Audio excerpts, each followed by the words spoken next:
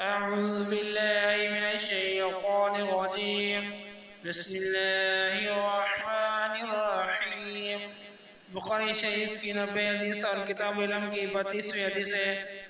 قال حدثنا محمد بن كثير قال أخبرنا سفيان عن ابن أبي خالد عن قيس بن أبي حازم عن أبي مسعود الأنصاري قال قال رجل يا رسول الله لا أكاد أدرك الصلاة مما يطول بنا فلان فما رأيت النبي صلى الله عليه وسلم في موعظة أشد غضبا من يومئذ فقال أيها الناس إنكم منفرون فمن صلى بالناس فليخفف فإن فيهم المريض والضعيف وذا الحاجة۔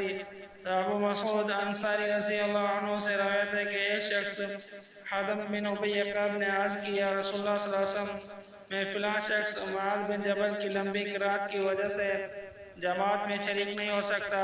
ابو مسعود رضی اللہ عنہ فرماتے ہیں میں نے نبی صلی اللہ علیہ وسلم کو دوران واعظ آج سے زیادہ کبھی غصے میں نہیں دیکھا۔ آپ صلی اللہ علیہ وسلم نے فرمایا تم لوگوں کو متنفر کرتے ہو، لہذا امام کو چاہیے کہ وہ ہلکی نماز پڑھائے، کیونکہ بعض لوگ بیمار، بعض کمزور اور بعض حاجت مند ہوتے ہیں۔